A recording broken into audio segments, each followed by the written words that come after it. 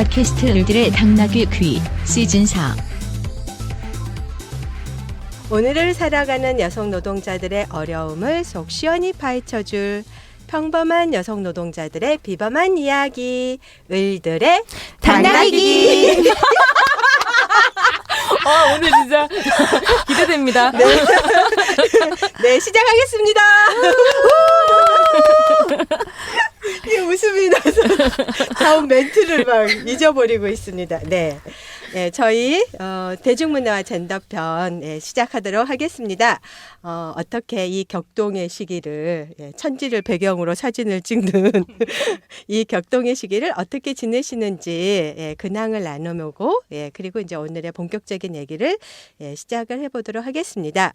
여성노동자회의 가장 큰 근황은 올해가 이제 31주년이어서 창립 31주년 행사를 저희가 9월 4일에는 심포지움을 했었고요. 9월 18일에는 후원의 밤을 저희가 열었습니다. 한국 여성 노동자의 31년의 역사는 정말 여성들의 그런 낮은 지위가 너무나 당연하다는 성차별적인 사회에 저항한 역사였고, 정말 많은 활동가, 연구자, 그리고 무엇보다도 그 성차별에 저항하는 여성 노동자들의 뜨거운 마음으로 이어온 역사였습니다. 그래서 저희가 아주 성황리에 후원의 밤을 저희가 진행을 했는데요. 이날 손희정 선생님께서 출연해 주셨어요. 네, 그래가지고 정말 네, 그랬습니다. 자리가 반짝반짝 빛나고 정말 그 뜨거운 마음으로 우리가 또 선생님을 그 자리에서 뵀는데요. 어떠셨는지 좀 궁금하네요. 아니 근데 정말 불러주셔서 너무너무 영광이었고, 빈말이 아니라 제가 을당이 아니었으면 연호 31주년에 무대에 올라가가지고 이야기를 할 수 있는 기회가 없었겠죠. 그래서 저는 이제 그 기념 행사에 을들의 당나귀기 소개하러 올라갔었고요. 너무너무 떨리는 거예요. 바들바들 떨면서 정말? 되게 떤 거예요. 그래서 근데 이제 가서 이야기를 하니까 또 을당 생각에 기분이 좋아서 이야기를 좀 잘하고 내려왔던 것 같고요. 제가 생각해도. 네, 너무 많은 분들이 오셔가지고 정말 너무 열정적으로 눈을 반짝반짝 빛내시면서 그 행사를 다 함께 하시는 걸 보고, 아, 연호파워는 회원님들로부터 나오는구나 이런 생각을 좀 하기도 했고요. 우리는 성평등 노동을 원한다라고 하는 그 구호가 막 외쳐지면서 북소리가 이제 나중에 북 퍼포먼스 하셨잖아요. 네. 어쩐지 제 가슴도 막 뜨거워져서 더욱더 존경과 사랑의 마음을 거기에 살포시 놓아놓고 돌아왔습니다. 축하드립니다. 아우, 너무 감사합니다. 그 북 두드리신 분들이 안산에 한부모, 여성 한부모 소모임 위풍당당이라고 여성 노동자회가 2005년도부터 근로빈곤 한부모 활동을 했었거든요. 그러니까 한부모들이 대부분 아이도 키워야 되고 이러니까 좋은 일자리에 가지를 못하는데 이중 부담을 정말 그러네요. 그렇죠. 생계도 책임져야 되고 양육도 해야 되고 그래서 한부모 지원 사업들을 했는데 그 결과로 소모임이 만들어져서 지금은 이제 굉장히 그런 인식이 얇아졌는데 그때만 하더라도 직장에서도 뭐 이혼녀라든가 사별했다든가 이런 말 하면은 표적이 되잖아요. 이제 그걸 뚫고 나온 정말 당당한 여성들이죠. 네. 근사했습니다. 감사합니다. 네. 근데 이제 그 31년 그 행사 총괄을 저희 지혜처장님이 하셨거든요. 그러니까 제가 약간 살짝 늦게 갔어요. 학교 수업 끝나고 가느라고. 근데 막 지혜처장님이 또 앞에서 마이크를 막 잡고 네. 자중을 지었다 놓았다 하시면서 멋있더라고요. 네. 우리 지혜처장님 정말 수고 많으셨는데 한 말씀 안 하실 수 없잖아요. 활동가들이 여름 휴가를 반납하고 31주년 행사 두 가지를 준비를 했습니다. 그래서 휴식권을 침해당하면서. 그것들이 잘 끝나서 이제 무사히 마무리가 되었고 네. 또 심포지움은 심포지움대로 이제 어떤 토론자께서 저희 했던 내용을 조금 여성노동 운동사로 좀 정리해서 다시 소개했으면 좋겠다고 제안을 해주실 정도로 다음 출연자인 김현미 교수님께서 그러셨어요. 오셔가지고. 네, 또 의미가 있었고 후원의 밤은 또 활동가뿐만 아니라 같이 하셨던 분들이 다들 성평등 노동이 얼마나 중요한가를 같이 좀 인식할 수 있는 시간이 되었던 것 같아가지고 그것도 정말 의미가 있었다고 생각하고 있습니다. 네. 후원금은 좀 많이 들어왔나요? 사실 그 전날까지도 후원금이 어떻게 될지 고민을 많이 했었는데요. 그나마 이제 이번 달 이렇게 얘기도 되나? 이번 달 월급까지 나갈 수 있는 정도가. 너무 다행이네요. 그러면 우리 후원하고 싶으신 분들은 어디로 찾아가서 후원하시면 될까요? 요즘에 저희가 페이스북 활동을 좀 열심히 하고 있는데요. 페이스북에도 안내가 되어 있고 저희 한국여성노동자의 홈페이지 찾아오시면 회원으로 가입하실 수 있습니다. 네, 많은 응원, 후원 부탁드립니다. 예. 네, 아주 성평등 노동 같이 만듭시다, 여러분. 네. 감사합니다.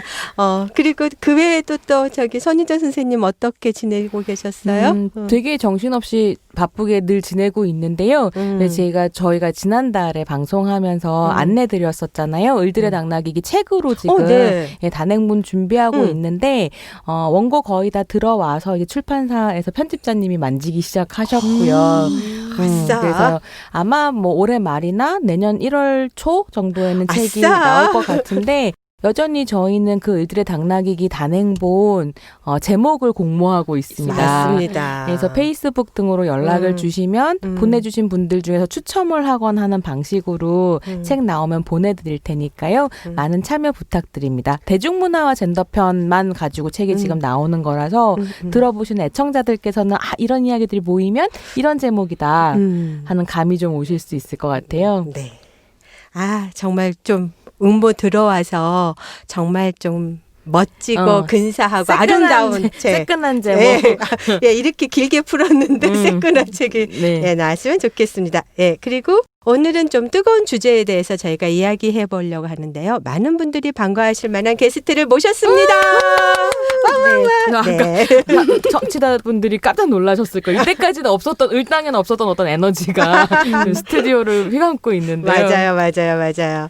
네, 이기적 섹스의 저자이자 까칠 남녀로 많은 사랑을 받았던 은하선 작가님을 소개해드리겠습니다.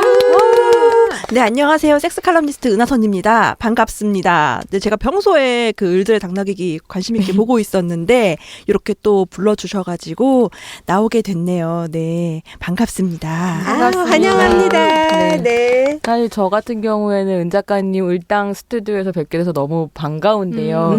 저희가 이제 이따가 얘기를 좀 하겠지만 까칠남녀를 거의 1년 정도 같이 일을 했었고 같은 일자리에서 일을 하고 있는 동료로서 이제 만나오다가 강제 종영을 당했잖아요. 네. 그러고는 같이 일을 한동안 못했는데 오늘 이렇게 을당 방송으로 뵙게 돼서 좋은 거죠. 네. 거의 그 까칠남녀 할 때는 우리가 싫어도 2주에 한 번씩 꼬박꼬박 이렇게 얼굴을 싫다는 건 아니었고 이렇게 꼬박꼬박 봤는데 에이 근데 이렇게 그 이후로는 얼굴을 볼 기회가 그렇게 많지는 않더라고요. 좀 아쉽고 그리고 보고 싶고 이랬는데 이렇게 나와가지고 얼굴 뵙고 그러니까 너무 좋네요. 네. 네. 저희는 또 그 부천 여성 노동자회에서 진행했던 페미노동에서 은하선 선생님의 맞아요. 강의가 열렬한 호응을 받았다는 얘기를 듣고 네, 감사합니다. 예, 그리고 또 이제 그 손희정 선생님께서 그래서 은하선 선생님 모시자고 했을 때 정말 한번 뵙고 싶다 그런 생각에서 오늘 무척 설레는 마음으로 이 자리에 함께하고 있습니다. 네, 감사합니다. 여성노동자회랑 저랑 또 연이 깊잖아요. 제가 왜냐면은 여성노동자회가 올해 31번째 생일을 맞았잖아요. 네. 제가 또 31살이에요.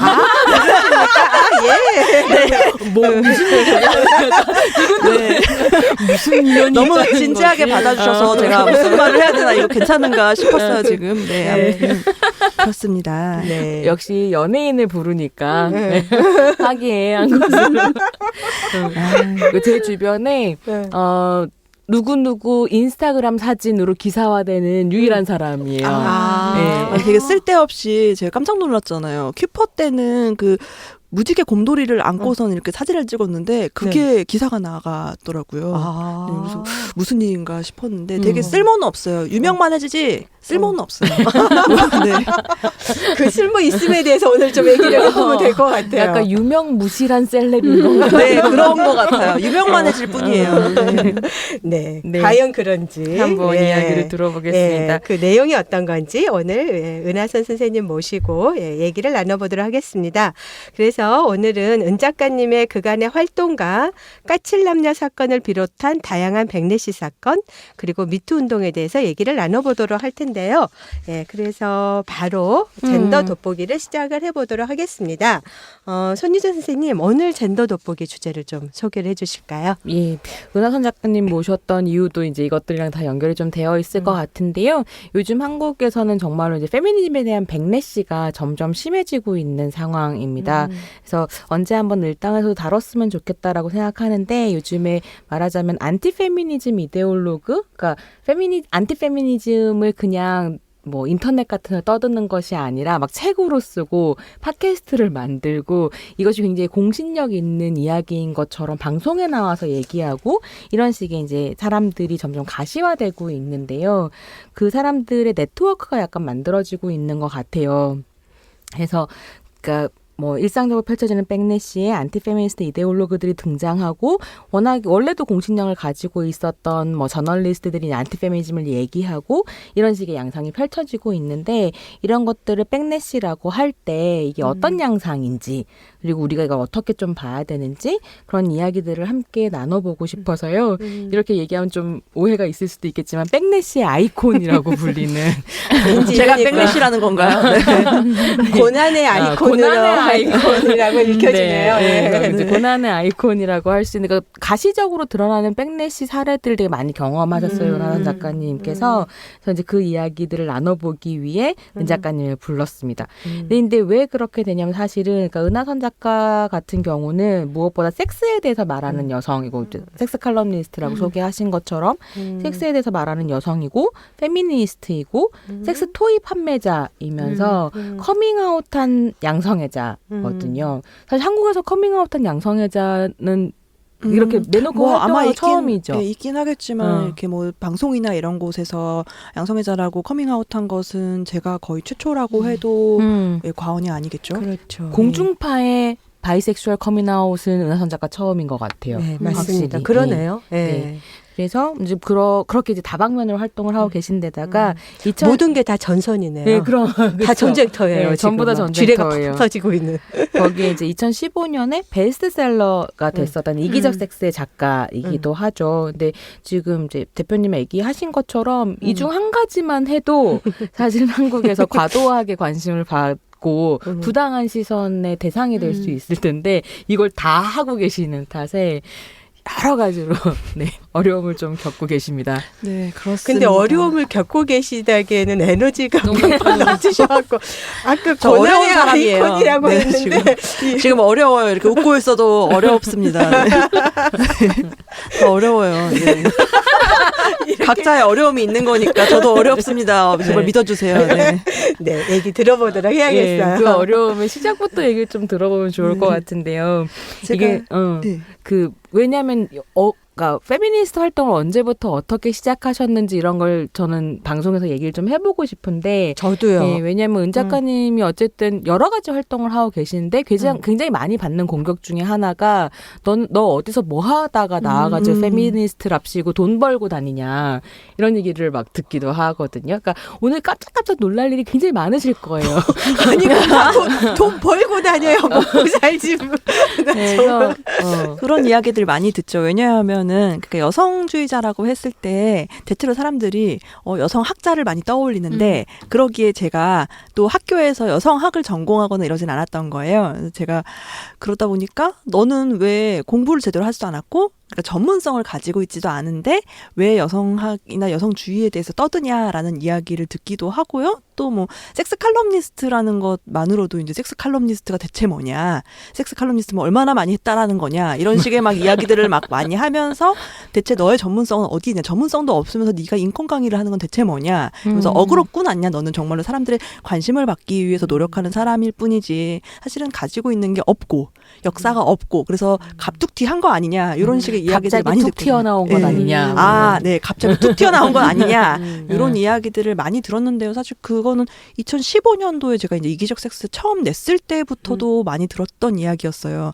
제가 이기적 섹스를 처음 낼 때 그 은하선이라는 이름으로 이제 필명으로 활동을 할 때요. 활동을 처음 했던 게 한 2011년, 12년 이때였는데요. 그때도 제가 은하선이라는 필명을 쓰고 있는 거를 주변 사람들이 잘 몰랐어요.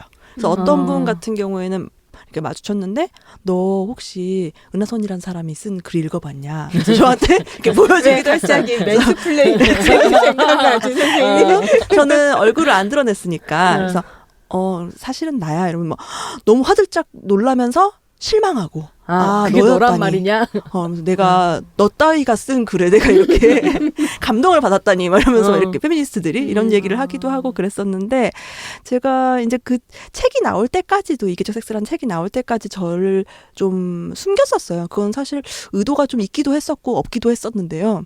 뭐 아무도 궁금해하지 않아서 내보내지 못했던 것도 있었고 일부러 숨긴 것도 있고 뭐 이랬어요. 그랬는데 이제 책이 나오다 보니까 여러 가지 언론들에서 되게 관심을 막 가져주시더라고요. 그래서 경향신문에서 처음으로 이제 인터뷰가 나가면서 제 얼굴이 이렇게 나갔는데 그런데 그때 이제 사람들이 이게 은하선이구나 이러면서 이제 안 사람들도 있었고 얘는 어디서 뭐 하다가 튀어나온 애야라고 생각하기도 했었고 사실 2015년이라는 그 당시가 이제 메갈리아 혹은 뭐 그리고 또 2016년에 이제 강남역 사건 이런 것들로 이어지면서 한창 그 페미니즘이 갑자기 핫하게 이렇게 등장했던 때잖아요. 그래서 그런 핫한 시기에 맞춰서 나타난 그 뉴 페미니스트라고 생각하는 분들도 계셨고 실제로 그래서 제가 어디에 뭐 강의를 가거나 이랬을 때 뭐 활동가 분들이 저를 붙잡고서는 페미니스트 에 대해서 정말 설명해 주시거나 역사에 대해서 설명을 해주시는 경우도 있었어요. 근데 저는 이미 알고 있고 활동을 해온 경력이 있는데 사실 이제 와서 또 활동해온 경력이 있다라고 제가 또 얘기하는 거 너무나 좀 없어 보이잖아요. 그래서 그게 그러다 보니까 사람들이 쟤는 어그로꾼 아니야? 그냥 쟤는 딜도 팔다가 저렇게 갑자기 잘 된 거 아니야? 혹은 쟤는 그냥 시기를 잘 탔나 보지. 그냥 섹스에 대해서 저렇게 뜰 거면은 야 나도 섹스에 대해서 글이나 쓸 걸 막 이런 식의 이야기들을 들었었고 그래서 저도 이제 아이씨 안 되겠다. 그래서 역사를 좀 얘기해야겠다. 라고 생각을 해서 좀 페이스북이나 이런 것들에 나도 이런 활동들을 했었다라는 것들을 드러냈었었죠. 근데 정말 좀 웃긴 게 섹스 칼럼니스트라고 하면 섹스를 얼마나 많이 해봤냐 막 이런 식의 얘기를 하는데 정치 칼럼니스트나 시사평론가들 중에서 실제로 정치가였던 사람 없잖아요. 거의 없잖아요. 예. 있구나. 네, 유시민 씨, 유시민 씨가 있지만 너 정치 얼마나 해봤니라고 묻진 않죠. 너 네가 얼마나 뭐 정치밥을 먹어봤어? 뭐 이런 식의 이야기를 하거나 그러지 않고 실제로 영화 평론가일 경우에도 네가 영화를 얼마나 많이 만들어봤냐 이런 이야기 안 하잖아요. 네가 영화를 얼마나 많이 봤냐는 얘기는 듣긴 하는 것 같아요. 예. 그래도 정말로 영화를 뭐 사랑하는 것만으로 좀 그런데 섹스 칼럼니스트라고 했을 때는 되게 성행위에만 중심을 이렇게 딱 가져가지고 저한테 얼마나 많이 했냐라고 계속해서 지속적으로 물어본다라는 점에서 그래서 저는 한참 그런 생각도 했거든요. 내가 공부를 해야 되나. 잠깐 그런 생각도 했는데 그냥 잠깐 접었어요. 왜냐면 제가 모아둔 돈이 얼마 없는데 이 돈을 또 탕진할 수는 없죠. 제가 대학원에 가서. 그래서 이런 생각을 하면서 맞습니다. 네, 그렇죠. 네. 탕진입니다. 네, 탕진할 수 없기 때문에 그래서 그냥 잠깐 접어뒀죠. 그래서 그런 생각을 했어요. 이 사람들이 나 석사 보내려고 대학원 보내려고 이렇게 뒤에서 판짜고 있나 이런 생각도 잠깐 했어요. 은하선은 열심히 공부해라 막 이러면서 그런 게 아닌가라는 생각을 사실 은하선 작가님의 트위터에서 활동하시는 거를 그러니까 이기적 섹스가 나와서 유명인이 되기 전에 계속 보던 특친이었거든요. 저는 은 작가님을 언제 제일 처음 이런 사람이 있구나라고 봤냐면 은 작가님이 한양대학교 다니실 때 되게 문제적인 수업 하나를 폐강시킨 적이 있었어요. 그게 이슈가 되면서 이 사람 누구지? 라고 주목을 좀 하기도 했었거든요. 그때부터 이렇게 좀 알고 계셨던 거예요? 네네. 이런 사람이 있구나. 왜냐면 굉장히 화제가 됐었던 사건이기 때문에 그 얘기를 좀 같이 해주셔도 좋을 것 같아요. 네. 제가 그 대학교에 처음 들어갔을 때 저는 그런 생각을 하고 있었어요. 대학이라는 곳은 들어가면은 페미니스트들이 모여가지고 잔디밭에 모여서 술을 마시면서 페미니즘과 이 가부장제에 대해서 비판을 하고 막 이런 걸 생각을 했어요. 근데 아니었던 거예요. 왜 이런 대학 들어갈 때부터 그런 생각을 하셨어요? 왜 이런 생각을 했냐면요. 제가 한 초등학교 4학년, 그러니까 10살경부터 그 천리안 같은 거 많이 했던 PC통신 세대거든요. 그래서 그 인터넷 같은 것들이 굉장히 익숙한 거죠. 그래서 제가 대학교 들어가기 전부터 뭐 예를 들어서 언니네 사이트라든지 아니면 일다 사이트라든지 아니면 이프 이런 사이트들을 막 돌아다니면서 기사도 읽고 사람들이 어떤 글을 쓰는지도 보고 성에 대한 정보도 수집하고 그러셨다면서요. 네, 쉿. 네, 아무튼 그래서 그때 당시에 그런 걸 막 보고 즐거워하던 사람이기 때문에 이게 어떤 여성주의자들 그리고 대학교 내 여성주의자들에 대한 어떤 판타지가 있었던 거예요. 그랬는데 제가 입학하던 게 2008년도였거든요. 그 당시는 그런 게 없던 때였어요. 그런 게 이렇게 그렇죠. 나는 죽던 페미니스트는 때였어요. 아니지만이라고 얘기하던 때였죠. 네, 그때가 한참 그럴 때여가지고 들어갔더니 거의 아무도 없는 거죠. 그래서 아, 왜 이러지? 그래서 어떻게 되게 외롭다라는 생각을 좀 하기도 했었고, 그래서 이제 제가 학교에 있는 학교 신문사에 들어갔었는데 학교 신문사에서 여성학 혹은 뭐 여성주의 관련된 기사들을 막 이렇게 쓰기도 하고 여성주의가 얼마나 대학 내에서 이렇게 사라지고 있는지에 대한 기사를 막 쓰기도 했었는데 항상 관심 밖이었고 사람들이 왜 대체 이 기사를 쓰려고 하는지에 대해 저한테 계속해서 묻기만 했었고 그래서 쟤는 꼴팸이니까 이런 식의 이야기들을 그 안에서 하기도 했었고 그런 것들이 있었는데 어쩌다가 제가 그 학교 내에서 굉장히 잘 나가던 수업을 하나 알게 돼요. 그 수업이 성의 이해라는 수업이었는데 성의 이해. 네. 그런데요. 네. 그 수업이라는 게 16년 동안 굉장히 인기가 있었던 수업이었어요. 그래서 정말 그 학생들이 광클이라고 하죠. 그 네. 광란에 클릭을 네. 하지 않으면은 신청할 그 수업을 수 없는. 신청을 할 수가 없는 그런 엄청나게 인기 강의였는데 심지어 그 한양대 앞에는 그 수업 이름을 딴 그 칵테일을 파는 칵테일 바도 있어요. 네, 그 정도예요. 성희라는 그 칵테일이 있어요. 지금도 있는지는 잘 모르겠어요. 근데 그 정도로 마치 학교 명물 같은 거였어요. 그 학교에 들어가면 누구나 들어야 되고 그 수업을 듣지 않으면 한양대생이 아니다. 이런 식의 이야기들을 듣기도 하는 그런 수업이었거든요. 근데 제가 그 수업을 되게 좀 관심을 있어 하다가 그냥 중간에 쉴 때가 있어가지고 수업이 그 뭐라 그러죠? 휴강 때문에 쉴 때가 있어가지고 그 수업을 이렇게 듣게 됐었어요. 그랬는데 청강을 한 거죠. 청강을 하러 들어갔던 건데 그때 제가 들었던 게 아직도 잊혀지지가 않아요. 제가 너무 놀라가지고 블로그에도 써놨더라고요. 근데 그게 어떤 내용이었냐면 에이즈는 많이 해서 걸리는 병이다. 라는 말이었어요. 그래서 그 수업을 듣고 그 수업 내내 그 말만 떠오르는 거죠. 그래서 어떻게 이런 말을 할 수가 있지? 저 사람은 게다가 어떤 통계를 가지고선 수업을 하는 것 같지 않아 보이고 성에 대해서 어떤 선입견들만을 계속해서 이제 학생들한테 막 퍼뜨리는 것 같고 성을 이해하고 학생들이 성에 대한 선입견. 네, 성의 오해인 거죠. 그래서 성을 이해. 자기 맘대로 막 생각하는 성을 얘기하고 있는 거예요. 어떻게 16년간 광클릭을 그런 유도해요. 그래서 그 수업의 문제를 알고 있었는데 그 당시에는 그 수업을 갖다가 뭐 바로 폐강시킬 수 있을 거라거나 이런 생각을 하진 못했었죠. 근데 되게 우연한 기회에 그 수업에서 쓰이는 교과서가 개정된 개정판을 보게 됐어요. 근데 그 개정판을 봤는데 역시나 되게 문제적인 거예요. 그 개정판에서도 저를 정말로 딱 꽂히게 한 그 문장이 있었는데 성폭력은 남성의 고유한 본능이다. 이거였어요. 그래서 이 문장 하나만 가지고 제가 그 책을 사서 한 7권 정도를 사서 여성단체들에 막 돌리고 제가 가지고서는 처음부터 끝까지 거의 한 10번을 읽었을 거예요. 문제되는 부분들을 다 체크하려고. 진짜 지금의 스쿨미투. 네.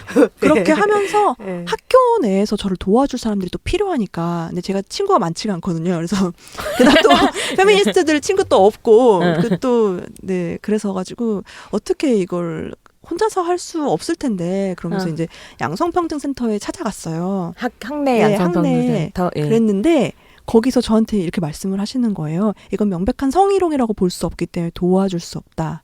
그래서 학교 밖으로 들고 나가라라고 저한테 그런 식으로 얘기를 하셨어요. 그래서 제가 어떻게 해야 되지? 저는 그때 이제 대학교 1, 2학년 이럴 때였는데 좀 전투력이 떨어진단 말이에요. 잘 해본 적이 별로 없으니까. 네. 그렇게 생각을 하면서 어떻게 해야 되지라고 되게 고민을 했고 그래서 총녀에 들고 갔는데 총녀 학생회제가 있었어요. 그때는 있긴 했었는데 들고 갔는데 거기서 저한테 남학생들의 반발이 예상돼서 도와줄 수 없다라고 얘기를 했어요. 학내에서는 안 됐네요. 그러면. 네, 그래서 어떻게 해야 되지라고 고민을 하다가 이걸 정리를 해가지고 여기저기 신문사에다 다 찌릅니다. 다 찔렀어요. 다 찔렀는데 그 중에 한 군데에서 이제 연락이 왔어요. 한겨레 신문에서 연락이 왔는데 이걸 기사화하고 싶다. 그래서 그때 당시 이제 인터뷰를 하고 그걸 기사화를 했어요. 기사를 했는데 사람들이 반응이 엄청 좋았죠. 어떻게 세상에 이런 수업들이 있을 수 있냐. 근데 그게 약간 성에 대해서 사람들이 가지고 있는 학교에선 성에 대해서 말하면 안 돼라는 그런 인식하고 같이 복합이 돼가지고 더 사람들이 어떻게 대체 사립대에서 어떻게 이렇게 알려진 사립대에서 이런 것들을 이렇게 보여줄 수가 있냐라는 사람들의 이제 생각들이 많았었고 그 안에서 마치 한양대 포르노 보여줘 이런 식으로 기사가 막 나가니까 사람들이 관심을 되게 많이 갖잖아요. 그렇게 되면서 저도 이제 뭐 온갖 언론하고 다 인터뷰를 막 했고 그러다가 이제 폐강이 되기까지로 이제 이어지는데요. 폐강을 시킬 때 폐강이 될 거라고 상상을 아예 못했어요. 그리고 저는 좀 외로웠거든요. 왜냐면은 이게 이 정말로 수업 자료라는 게 있지만 이 자료를 가지고 어떤 식으로 수업을 하는지를 알아보기 위해서 그 수업에 들어가야 됐었어요. 근데 그 수업이 아침 수업이었는데요. 제가 또 되게 게으른 사람인데 그 수업을 들어야 되는 거예요. 그래서 가서 이제 녹음을 다 하고 그래서 어디가 잘못됐고 이런 것들을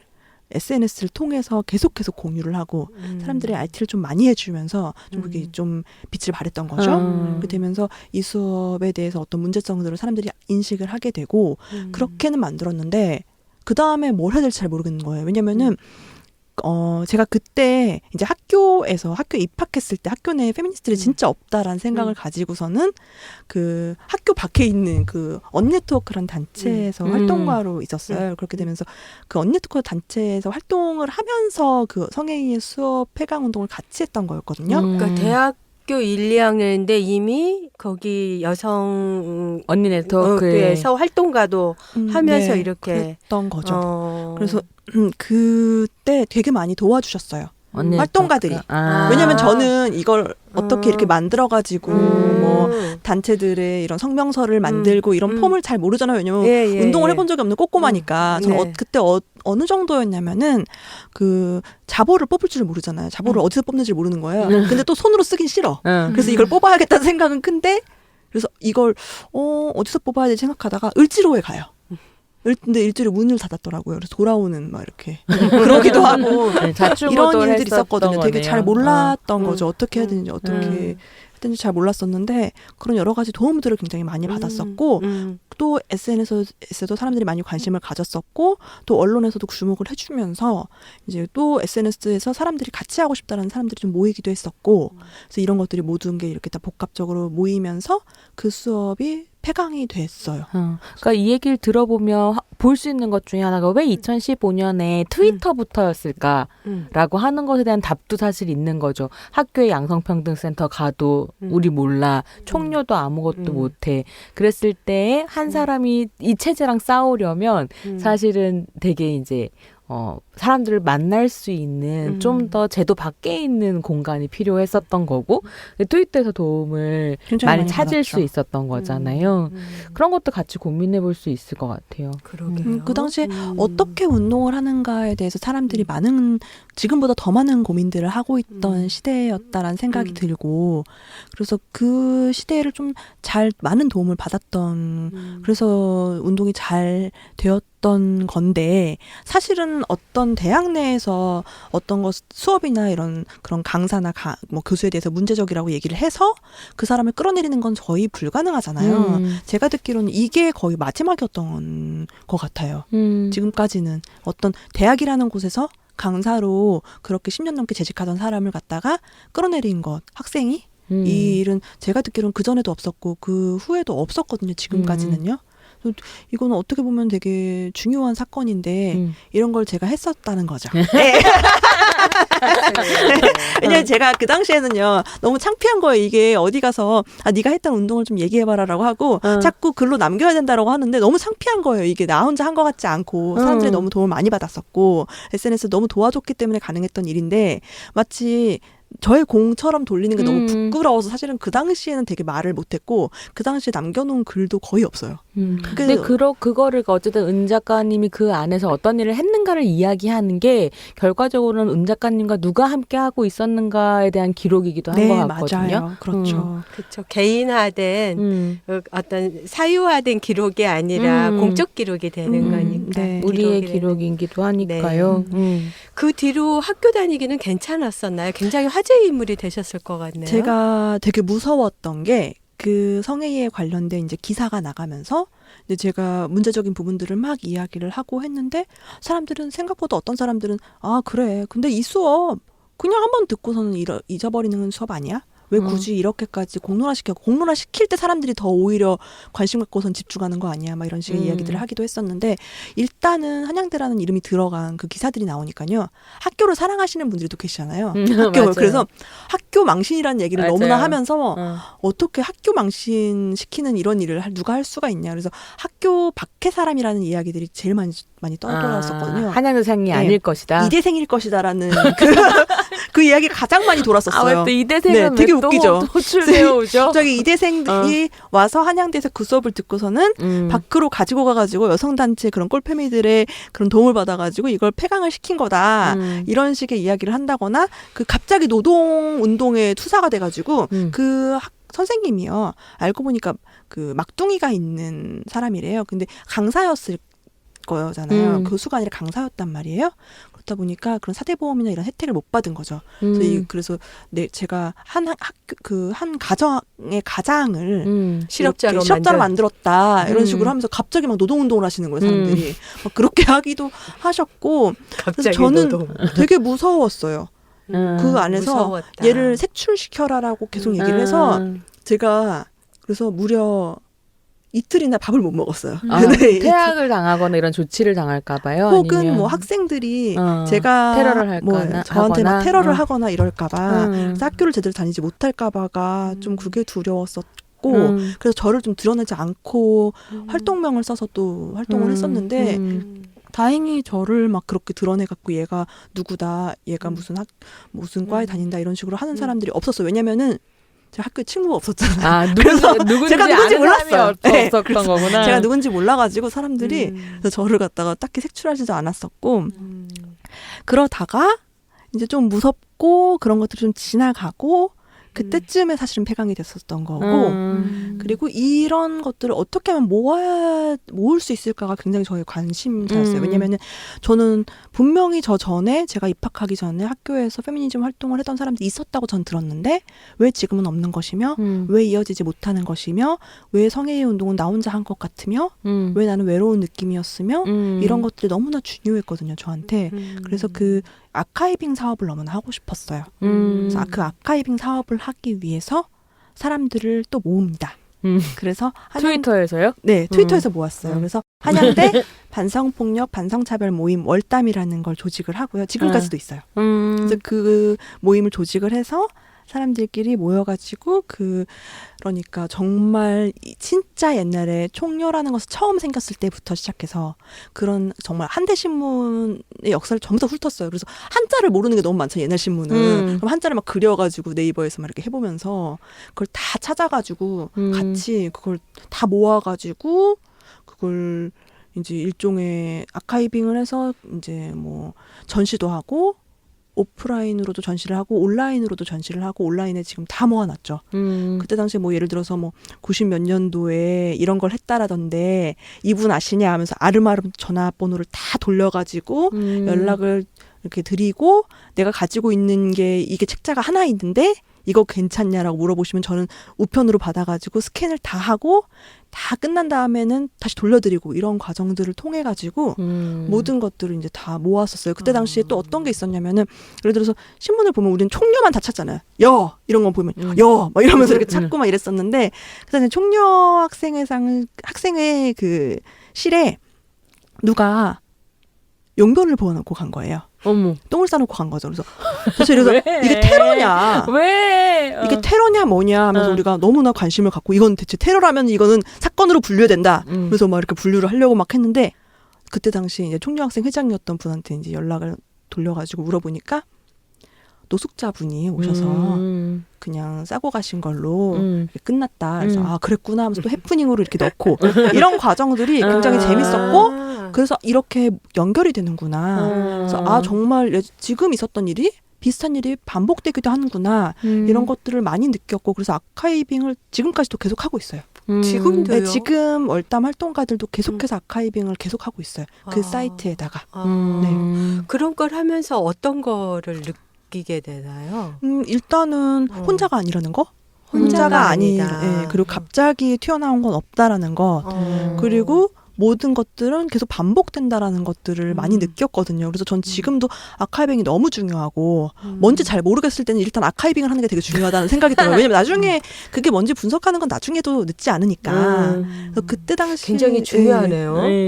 그렇죠. 그래서 일단 살고 보면서 그래서 그 성인이 운동 나 혼자 한 거 아니고 사실은 그 전에 분명히 문제적이라고 생각했던 사람이 있었을 것이고 그렇다라면은 이건 혼자 한 게 아니다라는 것. 그리고 나중에 왜냐면은 운동은 계속해서 꾸준히 갈 수 없잖아요. 언젠가는 중간에 이렇게 비는 시기가 있을 수도 있고 지금은 이렇게 페미니즘이 막 유행처럼 번지지만 언젠간 또 중간에 구멍이 있을 텐데 그때 너무나 고립감을 느끼지 않았으면 좋겠다라는 생각이 너무 들고 그래서 아카이빙 너무 중요하다는 생각이 들어요.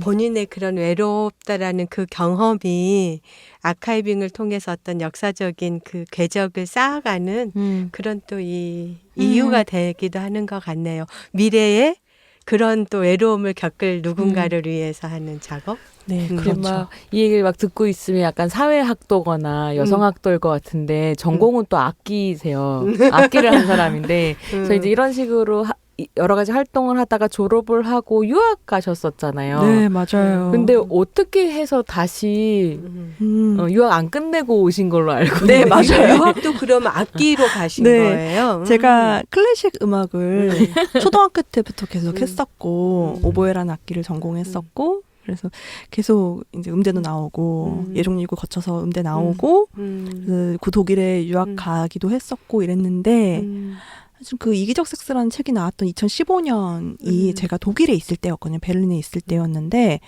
그때 책을 썼어요. 그때 책을 썼는데 할 일이 별로 없잖아요. 집에서. 유학 갔으면 연습하고 공부를 해야지. 연습하고 그 뭐 독일어 공부하고 사실 그래서 독일어가 잘 안 늘었던 것 같기도 하다. 그래서 아무튼 이기적 섹스를 내고 났는데 너무 사람들이 생각보다 많은 관심을 가져주는 거예요. 저는 당시에 어땠었냐면은 이 책이 100권이나 팔릴까 막 이런 생각이었어요. 그런 생각이 좀 커가지고 누가 이 책을 보겠어? 이런 생각이 컸고 출판사에 누가 되면 어떡하지? 막 이런 뭐 책을 내는데 돈이 많이 든다는데 그 돈을 내가 많이 적자를 들어서 보게 하면 어떡하지? 네, 내가 적자를 보게 하면 어떡하지라는 생각이 되게 컸었는데 되게 잘 팔리는 거예요. 이게 일주일 만에 2세를 찍었거든요. 그러니까 많이 팔린 거예요. 페미니즘 리부트? 다시 얘기해. 페미니즘 리부트 아직 2세를 겨우. 네, 여러분 페미니즘 리부트 많이 사주세요. 네. 이기적 섹스도 많이 사주시고요. 네, 아무튼 그래서 그때 막 팔리니까 너무 신기하다라는 생각이 드는 거예요. 그래서 그렇게 또 사람들이 많이 관심을 갖고 하다 보니까 또 방송이나 이런 데서도 저한테 또 러브콜이 오기도 하고 막 이렇게 되면서 왔다 갔다 거리게 된 거죠. 강의도 들어오면 또 강의도 있고 이러니까 이러다가 뭐 굳이 이렇게까지 왔다 갔다 해도 되냐? 아니 그렇게 할 필요가 있냐라는 생각이 들면서 그냥 돌아오자라는 생각이 좀 컸었고 그리고 제가 그때 장거리였어요. 제가 원래 제 애인이랑 같이 살았거든요. 계속 같이 살다가 한 1년 넘게 같이 살다가 제가 독일로 유학을 갔던 거여가지고 너무 보고 싶기도 하고 그래서 그냥 돌아왔어요. 되게 쿨하게 그냥 돌아왔는데 사실은 돌아올 때 많은 생각들은 했었죠. 내가 뭘 해먹고 살 수 있는가? 나 뭐 괜찮을까? 내가 나중에 후회하지 않을까?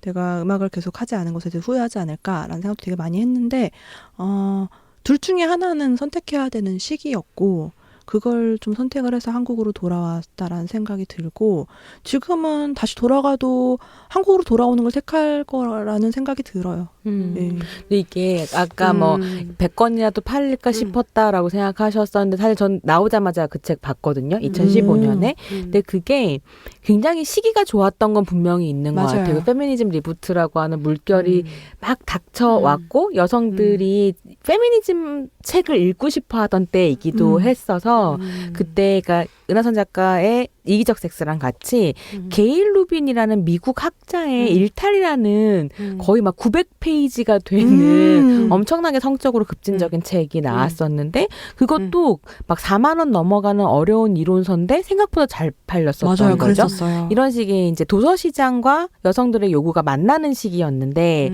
그게 어떻게 보면 은하선 작가가 좋은 시기를 만난 거기도 하지만 당시의 여성들도 좋은 책을 만났었던 거죠. 그래서 실은 이런 도서 시장과 페미니즘 운동의 상호작용이라는 것도 좀 볼 필요가 있을 것 같아요. 짚어볼 만한 사건이었거든요. 근데 그게 이제 레베카 솔릿의 남자들은 자꾸 나를 가르치려 든다라든지 빨래하는 페미니즘 뭐 이런 책들이랑 이어지면서 공부하는 페미니즘이 한국에 자리를 잡기도 한 거죠. 그 맨스플레인 책이 제 책보다 조금 더 빨리 나왔었는데 그랬었는데 그때 저한테 편집자님이 이렇게 말씀을 하셨어요.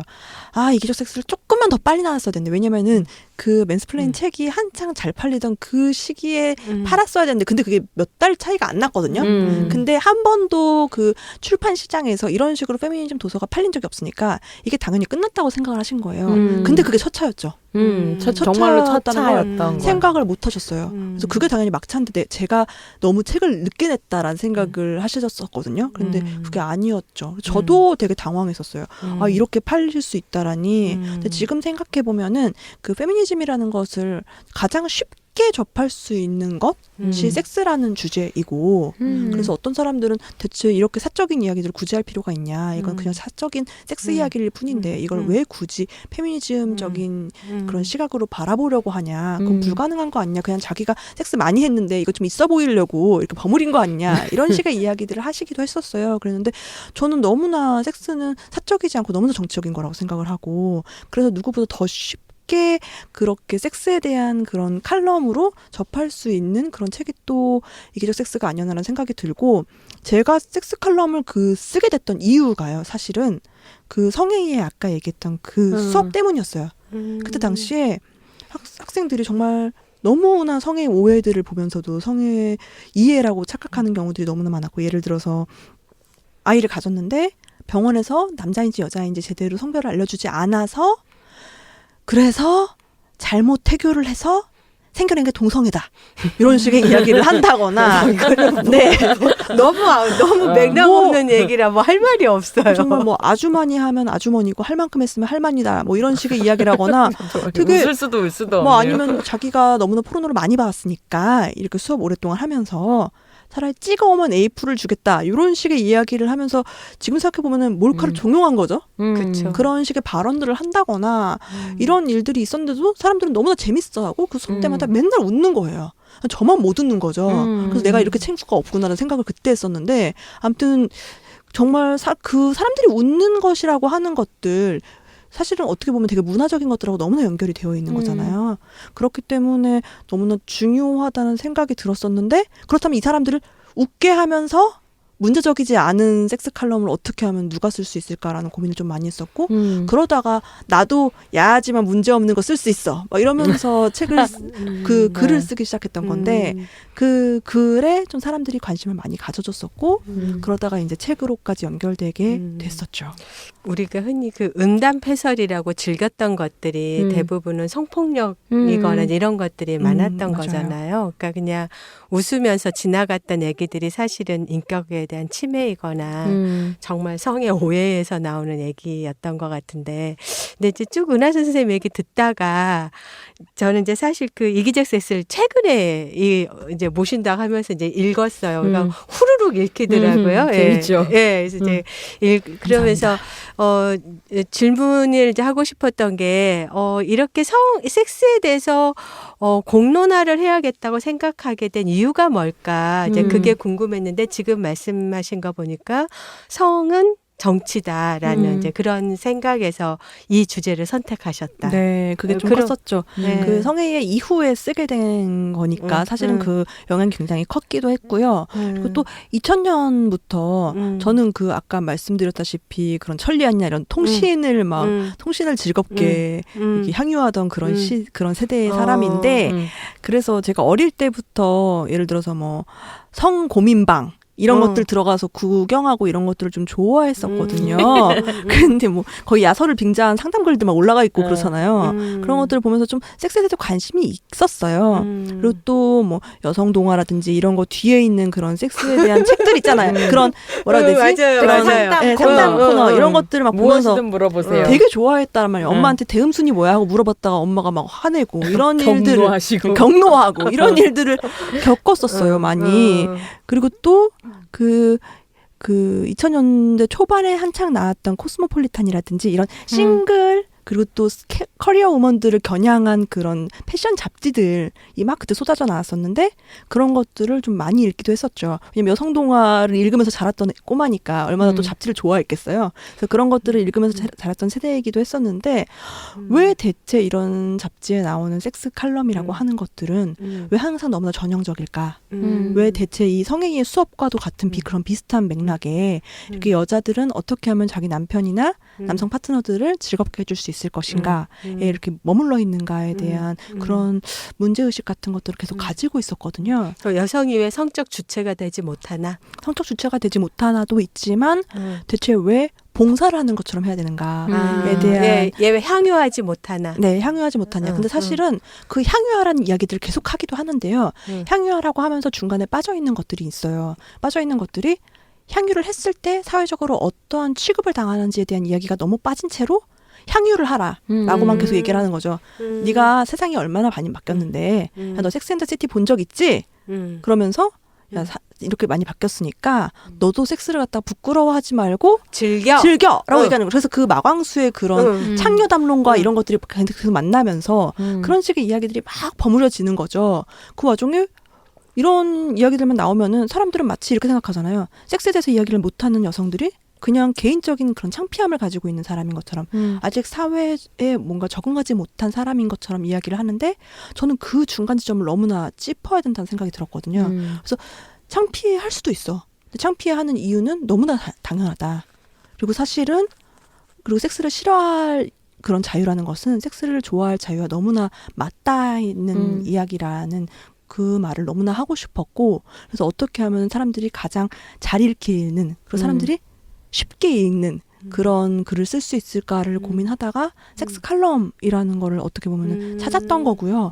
그 안에서 저의 이야기들도 많이 할 수 있었고 그 엄청난 그런 섹스 담론들 안에서도 빠져있던 것이 있었는데 굉장히 많이 빠져있던 것들이 또 있었는데 10대의 섹스에 대한 담론이었어. 그것도 저는 중반에 그 2010년경이었나요? 그 전이었나요? 그 영화 있잖아요. 몽정기란 영화. 몽정기란 영화가 등장을 하면서 사람들이 그런 뭐랄까 섹스에 대해서 관심이 있는 남성 청소년한테는 일단 어느 정도 좀 눈을 돌렸어요. 그래서 뭐 그런 시트콤이나 이런 데서도 갑자기 자위하고 있다가 엄마가 들이닥친다는 건 이런 식의 내용 그런 식의 되게 클리셰 같은 것들이 막 등장하기도 했었는데 그런데 그 안에서 너무나 빠져 있는 거예요. 그 10대 여성의 섹슈얼리티라는 것이. 그래서 그 얘기를 저의 입장에서 너무나 하고 싶다라는 생각이 컸고 그래서 이거를 가장 쉽고 가장 사람들이 혹할 만하게 써야겠다. 그렇다면 굉장히 성행위를 굉장히 부각시키는 방식으로 쓸 수밖에 없었던 부분이 있었고 사실은 그래서 사람들이 또 오해를 하는 거죠. 대체 얘는 왜 자기가 섹스하는 얘기를 갖다 이렇게 길게 쓰는 거야? 이게 무슨 페미니즘이야? 라고 얘기를 하면서 실제로 어떤 서점에서는 그래서 밖으로 안 내놓기도 했었어요. 이게 대체 왜 페미니즘 코너에 가 있어야 되는지 잘 모르겠다. 그러면서 안 팔기도 했었다라고 하더라고요. 그러니까 이런 이야기들이 사실은 그러니까 페미니즘 제2물결이라고 하는 운동, 68년 이후에 이제 서구에서 등장했었던 운동의 가장 핵심적인 관심사는 성은 정치적인 것이다였고 성이 이때까지 너무 자연스러운 거, 본능, 개인적인 문제 이러니까 이야기할 수 없었는데 그 성 안에서 너무 많은 폭력도 있고 착취도 있고 이랬었던 거잖아요. 그래서 그 말이 결국은 사적인 것이 정치적인 것이다라고도 연결되기도 하는데 그렇죠. 은 작가님의 그런 사적인 경험이라는 게 사실은 사적으로만 있는 것이 아니고 구조 안에서 만들어져서 이것이 담론화될 때 정치적 파워가 있다라는 걸 좀 보여줄 수도 있었던 것 같아요. 그래서 제가 2015년에 어떤 일이 있었냐면 경향신문에서 이제 연락이 와서 책가 뭐 경향신문의 시리즈를 좀 쓰고 싶은데 지금 페미니즘 담론이 유행이니까 여러 명의 필자들을 모아가지고 가지고 한 꼭지씩 쓰게 해서 한 10꼭지쯤 쓰고 싶다. 주제랑 뭐 이런 거 뭐 필자 좀 추천해 줬으면 좋겠다라고 했을 때 뭐 여성 노동 문제, 생태 문제, 그다음에 성매매 문제, 성폭력 문제 이런 주제를 몇 개를 꼽으면서 거기 은하선 작가님 추천했었거든요. 아, 그랬어요? 네, 섹스에 대해서 그랬구나. 말하는 여자. 근데 그 섹스에 대해서 말하는 여자라는 게 그 은 작가님 나오기 전까지의 섹스 칼럼의 경향 중에 하나는 뭐냐면 그냥 자기 개발 담론인 거예요. 맞아요. 뭐 즐겨라, 그다음에 예뻐져라, 뭐 자기를 꾸며라. 그게 결국은 결혼 시장이랑 연결되어 있는. 그래서 그런 방식이 아닌 방식으로 여성의 성에 대해서 말하는 사람을 좀 한국 사회가 주목해야 될 때가 아닌가 했었거든요. 그래서 나온 책은 그럼에 또 페미니즘입니다. 책 광고. 세 권 묶어서 팔아야겠다. 네. 근데 그러니까 제 생각에는 되게 중요한 담론의 등장이었다고 생각해요. 그래서 제가 그때 2015년에 그 이기적 섹스라는 책을 내면서 저는 그렇게 얘기를 했거든요. 이미 이제 섹스를 말하는 여자라는 것만으로 주목받는 시대는 지나갔다. 이제는 어떻게 섹스를 말하는가가 더 중요하다라고 얘기를 했는데요. 사실 지금 생각해보면요. 틀린 것 같아요. 그냥 섹스를 말하는 것만으로도 이미 아직도 사람들이 어떻게 섹스를 말해? 쟤 얼마나 많이 한 거야? 막 이렇게 반응을 하고 있으니까 그 앞으로 나가지를 못하고 있다라는 생각이 좀 들어요. 우리가 그 강간죄도 딱 그 성행위 그렇게 이제 이렇게 고착화되어 있잖아요. 그러니까요. 섹스라고 하는 것도 정말 성행위 해가지고 이것에 대한 어떤 사람이 이렇게 살아가는데 정말 중요한 부분이고 즐거움이기도 하고 뭐 그런 건데 이런 게 폭넓게 이렇게 이 뭐라 그럴까 생각과 사고의 지평이 열리는 게 아니라 굉장히 거기에 갇혀가지고 음습하거나 또는 뭐 이렇게 감춰야 되거나 이런 식으로만 얘기가 되어지는 것들이 특히 이제 10대나 아주 20대 초반의 여성들은 고민이 많은 것 같아요. 그 제가 이제 뭐 강의나 이런 데 가면은 가끔 40, 50대 여성분들이 오셔가지고 이런 얘기를 하세요. 요즘 20, 30대들은 어떤 생각을 하는지 너무 궁금하다. 그래서 와봤다라고 얘기를 하시는데요. 굉장히 활기찬 얼굴로 되게 기대에 부풀어서 막 이렇게 오셔요. 근데 끝날 때 되면은 얼굴이 막 굉장히 안 좋으세요. 왜요? 자기 때나 거의 비슷한 고민들을 하고 있다라는 것이 아직도. 아직도 이러고 있다라는 것이 정말로 답답해서. 답답하고 나아지는 게 없는 것 같고 어떻게 보면은 우리 때는 더 성에 대해서 더 말을 많이 했던 것 같은데 지금은 오히려 더 후퇴하고 있는 것 같다라는 생각이 너무나 든다. 지금 몰카 때문에 뭐. 왜 한 번 말씀드렸잖아요. 10대들이 난 혼전 순결 지킬 거야 이런다는 거예요. 그래서 대체 왜 혼전 순결을 지키니? 페미니스트들이요? 그러니까 페미니스트들이 아니라 네. 10대인데 페미니스트 선생님들과 워크숍을 하거나 이런 데 참여한 학생들이 나는 혼전 순결 지킬 거다. 그래서 대체 왜 그러냐 했더니 몰카 무서워서 남자랑 섹스 못 한다. 그러니까 사실은 이게 사회 조건이 너무 점점 더 열악해지니까 성보수주의도 함께 오거나 성보수주의라고 얘기할 수 없는 방식으로 성에 대해서 말할 수 없게 되거나 맞아요. 이런 상황도 좀 펼쳐지는 것 같아요.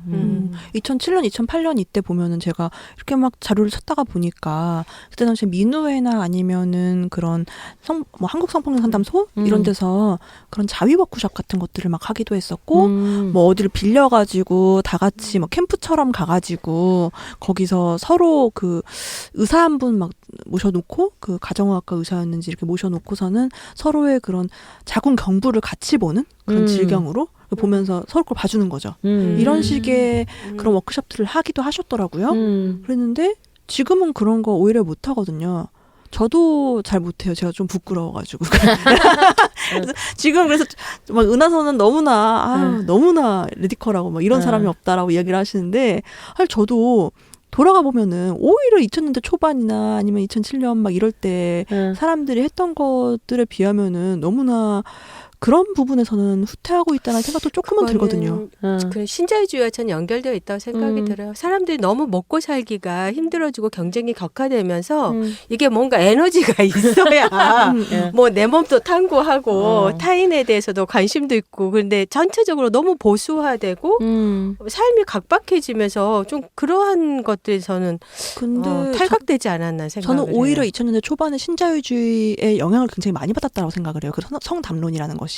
그거는 한 측면인가? 네, 그런 수업, 그런 관련된 그런 그런 잡지들도 나왔지만 그때 당시에 이제 그 IMF가 끝나고 나서 사람들이 뭔가 그런 것들을 다 덮기 위해서 굉장히 잘 나가는 그런 커리어 우먼들 그 와중에 섹스까지도 너무나 즐겁게 하는 이런 여성들을 이제 보여주기 시작했었고 이게 다른 거예요. 선생님 얘기랑 네. 작가님 얘기가 되게 네. 교차적으로 작동하는데 그러니까 그쵸. 어떤 거냐면은 신자유주의의 영향을 받아서 그렇게 성담론이 막 상승하기도 하고 지금 또 신자유주의의 그 영향을 받아서 이런 식으로 또 죽기도 하는 것들이 너무나 맞물려서 일어나고 있다는 맞아요. 생각이 그게 들거든요. 신자유주의. 네, 그래서 사실은 그 여성들의 목소리라는 것이 나오는 데 있어서 너무나 그런 사회적인 그런 배경들이 서포트를 하고 있다는 생각이 드는 거예요. 그런 개인의 주체적인 것들이 이렇게 올라가기보다는 그래서 그 당시에는 막 잡지를 보여주고 그런 뭐 섹스 칼럼이 실린 것들을 막 보여주면서 이렇게 여자들도 이제는 섹스에 대해서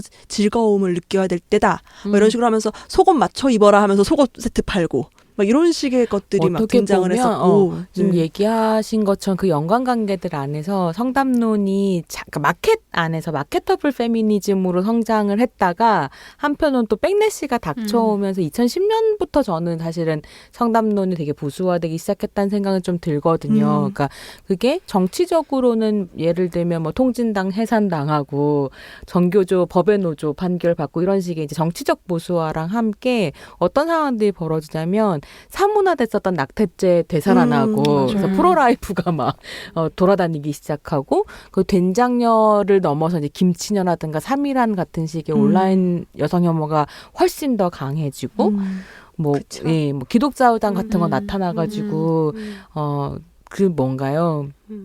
간통죄 부활시키겠다라고 얘기하고 네. 뭐 여성가족부에서 성소유자 여성 빼고 남자와의 평등을 가져가겠다라는 식의 이야기를 하고 이게 막 다 침대시 엎치면서 그렇죠. 이렇게 된 것도 그러니까 있는 것 같아요. 2003년도는 이제 IMF가 본격적으로 우리 사회에 이제 정착되기 시작됐는데 그때는 한 측면으로서는 알파걸 이제 이런 거가 노동시장 이게 노동시장 문제랑도 다 이제 연결되어 있잖아요. 그래서 개인이 뛰어나면 경쟁에서 이겨서 얼마든지 다 잘 살 수 있다. 더 이상 사회 구조의 문제는 없다. 이게 신자유주의잖아요. 네, 그래서 모든 제도를 철폐하고. 그러니까 이제 그때는 그러한 담론에 성담론이 끼어 있기 때문에 잘 나간 여성들은 이제 즐기는 거고 그러면서 모든 규제가 파괴되면서 비정규직화되고 임시직 일용직화되고 수많은 여성들은 이제 정말 생존권으로 내몰리게 되는 그거가 이제 섹스고 뭐고 먹고 살기 먹고 살기 그렇죠. 우리 얘기했잖아. 소공녀에서 아이 추워서 더 이상 섹스를 할 공간이 없는 막 먹고 살기 되게 힘들어지는 와중에 계속해서 미디어에서는 섹스하는 여성들을 보여주니까 마치 내가 잘못돼가지고 이런 일들을 겪는 것 같다라는 생각을 하고 실제로 여자가 노력만 하면은 언제든지 섹스를 갖다가 향유할 수 있고 즐길 수 있고 부끄러워하지 않을 수 있는데 저게 개인의 문제인 것처럼 되게 돌렸잖아요. 맞아요. 그래서 그런 미디어들이 너무나 그때 당시에는 너무나 활기를 쳤고 저는 어떻게 보면 그때의 그런 미디어의 문제점을 알고는 있었지만 그걸 그 당시에는 이게 어떻게 문제적인지를 말을 좀 못했다라면은 그게 페미니즘을 본격적으로 좀 배우고 활동을 막 하기 시작하면서 이걸 어떻게든 나의 그런 언어로 만들어야겠다라는 생각이 좀 컸었고 이게 이제 지금까지 이어져 왔다라는 생각이 좀 들어요. 그리고 뭐 여성의 어떤 그런 그 삶을 너무너무 조각쳐가지고 맞아요. 그 시장에 내다 파는 그래서 이렇게 여성들이 뭔가 자기 삶에 대해서 어떤 존엄성을 갖고 뭐 섹스든 뭐든지 간에 이렇게 생각하고 판단하고 이렇게 할 수 없게 만드는 그런 맞아요. 구조 속에 한 10년간이 놓여 있었다는 생각이 드네요. 근데 지금 저희가 원래 여기까지가 계획상으로는 25분 동안 할 얘기인데 몇분 걸렸어요? 1시간이 아이고, 지났는데 근데 네. 사실 얘기를 해도 계속 화수분처럼 얘기가 나오는 분이라 이제 백리시로 넘어가 이제 약간 볼까요? 얘기를 넘어가 봐야 될 것 같아요. 네. 그래서 이제 아까 얘기했었던 것처럼 어쩌면 지금 2015년에 페미니즘 리부트 되기 전까지 한국 사회에서 어느 정도의 백래시 같은 것들이 있었다라는 얘기를 좀 했었던 것 같은데요. 이 와중에 정말로 백래시에 대해 극명한 사례라고 할 수 있었던 까칠남녀 사건으로 잠깐 넘어가 보도록 하겠습니다. 그래서 결국 2015년에 독일에 계시다가 이기적 섹스를 쓰셨고 베스트셀러가 됐고 방송에서 몇 권이나 팔린 거예요? 베스트셀러. 당시에 많이 팔렸는데요. 사실 뭐 지금은 그렇게 많이 팔리지 않고 있고요. 제가 10,000권 이후 10,000권 좀 더 넘게 그리고 6세, 7세 요즘 넘게? 도서 시장에서 10,000권이면 네, 그 정도 베스트셀러예요. 팔다가 그 뒤로는 좀 주춤하고 있어요. 많이 사주세요. 네. 많이 사주세요. 네. 그래서 이제 한국에 결국 들어오시게 됐죠. 네. 그리고 이제 까칠남녀에 출연하시면서 저랑도 본격적으로 만나시기 시작했던 건데요. 본격적으로 만났다니까 되게 웃긴다. 그런가? 네, 그래서 이제 2017년이 되면 EBS에서 까칠남녀라는 프로그램을 제작하게 되고요. 페미니스트로서는 저랑 이현재 시립대학교 교수님하고 은하선 작가가 출연을 하게 된 거죠. 여기에서부터 이제 본격적인 은 작가의 백래시 스토리가 허스토리가 시작된다고 할 수 있을 것 같아요. 네.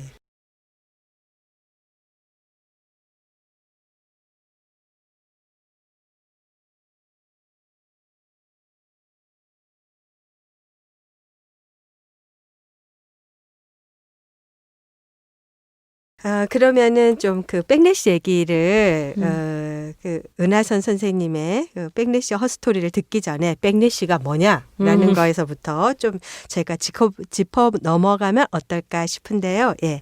거기에 대해서 좀 손희정 선생님이 백래시 책 해제도 쓰셨으니까. 백래시 전문가. 백래시의 아이콘과 백래시의 전문가가 앉아가지고 네, 좀 얘기를 듣고 진행해 보죠. 그러니까 그 백래시라는 말이 여러 가지로 좀 오용되고 있기도 해서, 그러니까 예를 들면 은하선 작가님도 그렇고 저도 그렇고 어떤 분들한테는 쟤네들이 백래시다 이런 말을 듣기도 해서요. 조금 더 정확하게 규정을 하고 넘어갈 필요는 있을 것 같아요. 네. 근데 이제 최근에 이 백래시를 둘러싸고 한국 페미니스트들을 발칵 뒤집어 놓는 사건이 하나 있었거든요. 이데일리라고 하는 한 이제 언론에서 W 페스타라는 행사를 개최를 하는데 이 행사가 뭐 며칠 동안 진행이 되면서 유명한 연사들이나 연예인들을 불러서 공연도 하고 연설도 하고 뭐 이런 식의 토론도 하고 이런 행사예요. 입장료가 티켓 한 장에 10만 원 정도 하는 고가의 행사이기도 하고요. 물론 뭐 학생 할인도 있고 얼리버드 할인도 있긴 하지만 일단은 10만 원짜리 행사입니다. 근데 이 행사를 기획을 하면서 워낙에 이제 백래시가 많이 팔리기도 했고요. 유명해지기도 했고 2017년 말에 이제 출간이 되면서 그 저자인 수잔 팔로디도 영향력을 좀 가지게 되면서요.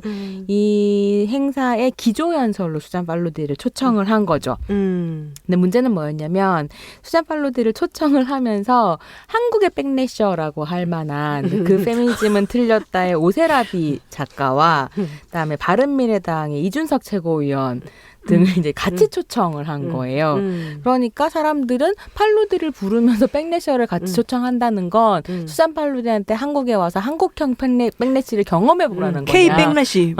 K 백래시 체험 뭐 백래시의 장 뭐 이런 거냐. 라는 식의 이제 이야기를 하면서 엄청나게 반발이 있었고 페미니스트들이 이제 팔로디한테 연락을 하기도 하고 이데일리 측에 항의를 하기도 하면서 결국 오세라피 씨의 초청은 이제 무산이 된 상태인 거죠. 근데 뭐 건너들은 이야기로는 수잔 팔로디도 이게 이제 여성 인권을 위한 자리이고 페미니즘의 장이라고만 들었지 오세라비 씨 같은 사람이 안티페미니스트가 초청되는 건 전혀 모르고 있었던 상황이고 약간 주최 측이 강하게 항의를 했다라는 이야기를 이제 전해 들었습니다.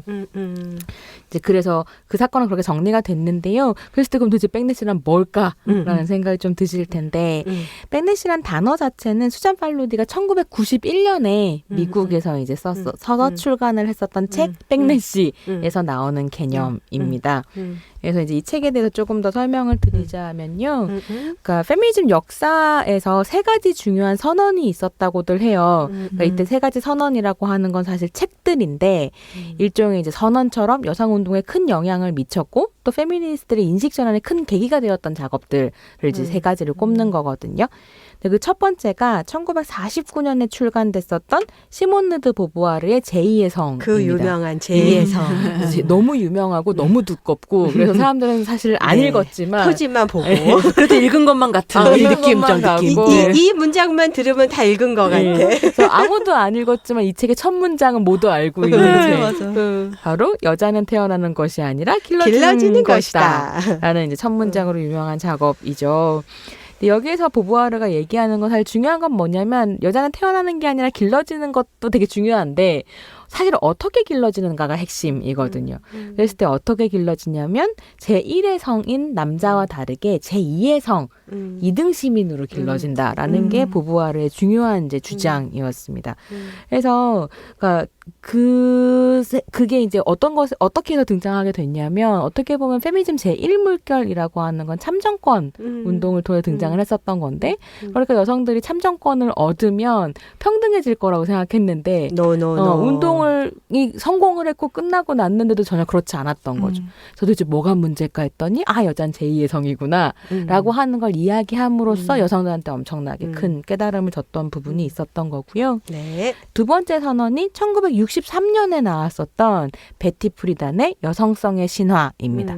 한국에서는 여성의 신비로 나왔었다가 최근에 이제 개정판이 또 나왔는데요. 정희진 선생님이 해제 쓰시고 그래요? 이제 더 많이 읽힐 텐데 여기서 이제 베티 프리다는 가부장제 하에서 여성들은 가부장제는 도저히 설명할 수도 없고 이해할 수도 없는 일종의 이름할 수 없는 병을 앓고 있다라고 말하면서 이 책이 나오고 난 다음에 서구에서 이제 페미니즘 제2물결이 촉발이 되거든요. 되게 큰 영향을 미쳤던 책으로 이야기되는 책입니다. 그리고 세 번째 선언이 1991년에 출간됐었던 수잔 팔로디의 백내시였죠. 와, 좋은 거 아닌데. 박수 치고. 근데 이때 수잔 팔로디가 말한 백내시란 더욱 커진 여성의 목소리, 진전된 여성의 권리에 대한 반격이라는 의미입니다. 그러니까 사실은 이 세계에는 어디에나 관성이라는 게 있는데 그 관성의 제일 센 공간이 사회 커뮤니티인 거죠. 그래서 이때까지 늘 가던 길이 아닌 새로운 길을 제시하거나 글로 가려고 하는 에너지가 등장하면 그럼 엄청 뒤집어 당긴다는 거예요. 그렇죠. 다이어트도 그렇잖아요. 다이어트도 다이어트를 해놓으면은 요요 막 이렇게. 요요 백내시는 요요인 거죠. 요요다. 네, 그래서 그 관성 요요를 이제 백내시라고 이야기를 하죠. 네, 저도 백내시 책을 이제 읽어봤는데 그 중에 이제 이런 구절이 있어요. 반페미니즘적 반격은 여성들이 완전한 평등에 달성했을 때가 아니라 그럴 가능성이 커졌을 때 터져나왔다. 이는 여성들이 결승선에 도착하기 한참 전에 여성들을 멈춰 세우는 선제 공격이다. 이게 이제 백내시에 나왔던 구절이잖아요. 네. 그러니까 팔로디가 늘 강조하는 것 중에 하나가 뭐냐면 언론들이 여성들의 목소리가 좀만 커지면 되게 시끄럽게 막 드디어 여성이 승리했다. 1990년대 이제 여성의 세기가 될 거다. 이런 식의 이야기들을 계속 한다는 거죠. 그래서 결론은 항상 성차별이 어딨어. 이거죠. 성차별 없다. 이제 끝났다. 그래서 팔로디가 얘기하는 건 그런 식의 언론의 야단 법석에 넘어가면 안 된다. 많은 사실을 가리고 있다. 진짜 그 실증적으로 그걸 쓰셨더라고요.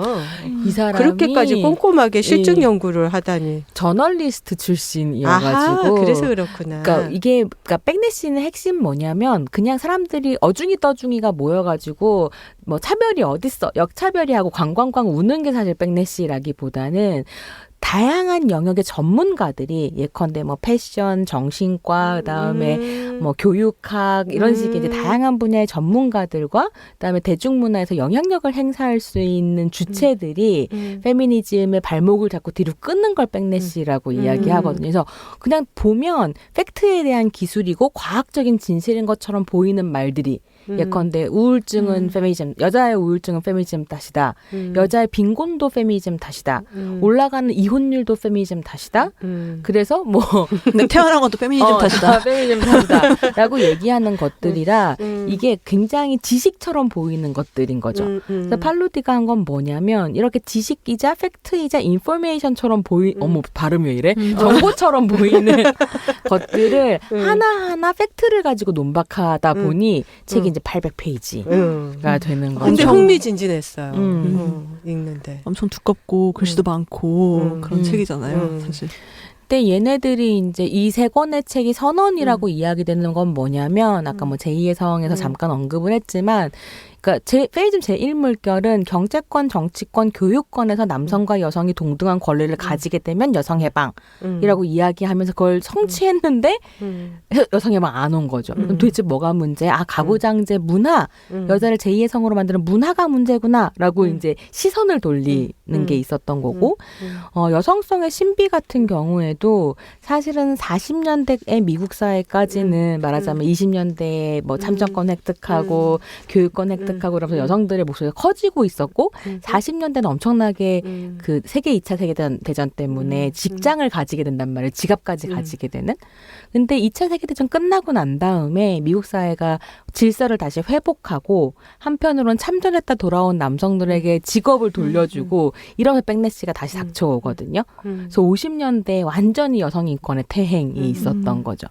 그래서 근데 그걸 도대체 설명할 수 있는 방법이 없었던 건데 이거를 베티 프리단이 이름할 수 없는 병과 말하자면 가부장제의 문제라고 얘기하면서 그러니까 이게 정치, 경제, 권리만의 문제가 아니라 문화의 문제고 성의 문제구나가 세컨 웨이브거든요. 그러니까 제2의 선언이었던 거죠.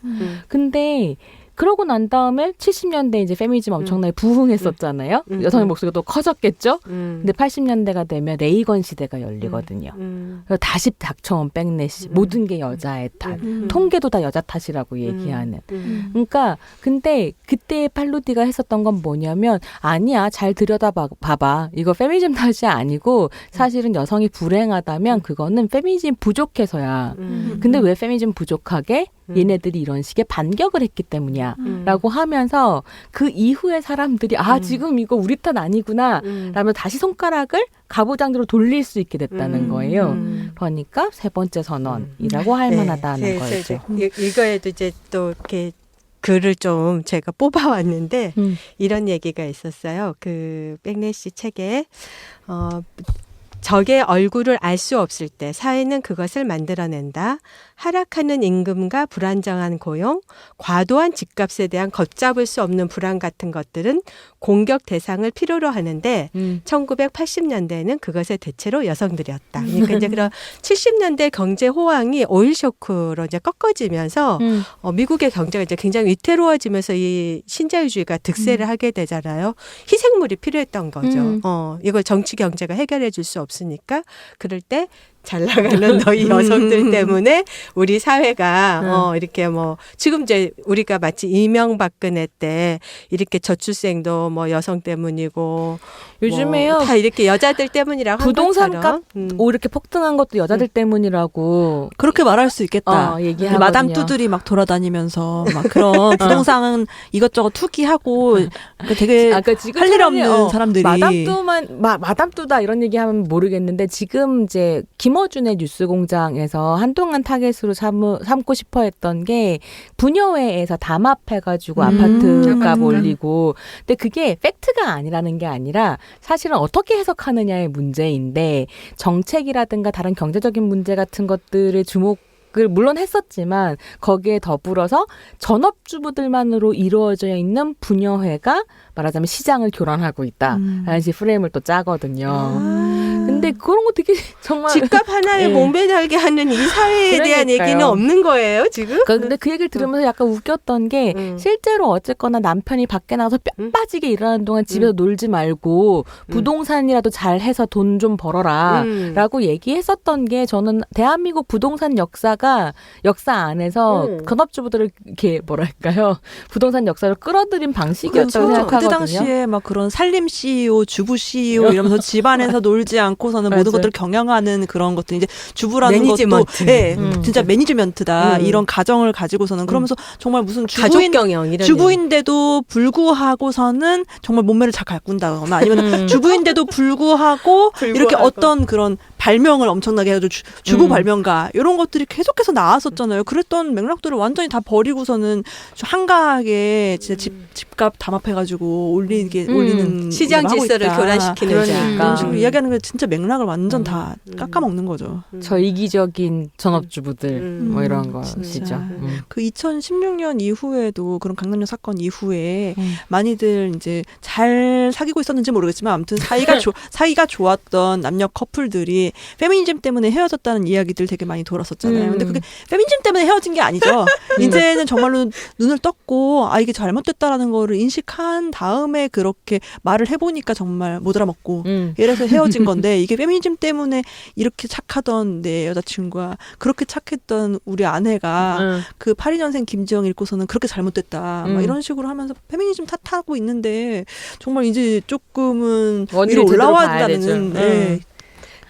누누이 얘기하지만 남성문제연구소가 필요합니다.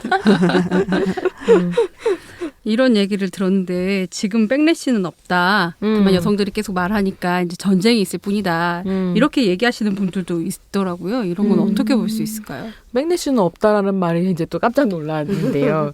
그러니까 사실 제가 아까 말씀드린 것처럼 잘 싸우고 있기 때문에 백래시가 있는 거거든요. 그러니까 커진 여성의 목소리, 진전된 여성의 인권, 우리가 비록 그 목표에 다 가지는 못했지만 네. 그것 때문에 백래시가 닥쳐오는 것이라 뭐 백래시가 온다고 해서 페미니즘 운동은 늘 무기력하게 당하는 건 아니고요. 아, 그럼요. 그러니까 백래시랑 계속 싸우고 있기 때문에 이게 그냥 되게 평등한 전쟁처럼 보이는데 실제로 그렇게 이게 백래시라고 말해지는 이유는 뭐냐면 사회적으로 이미 권력을 가지고 있고 그 기득권들이 자신들에게 매우 익숙한 논리로 공격을 해서 쉽게 함락시킬 수 있는 조건들이 있기 때문에 사실은 이걸 백래시라고 할 수 있는 거고 진전을 뒤로 끌어당기는 힘이 있다라는 점에서 이제 강조를 하는 것이라고 할 수 있을 것 같습니다. 그렇습니다.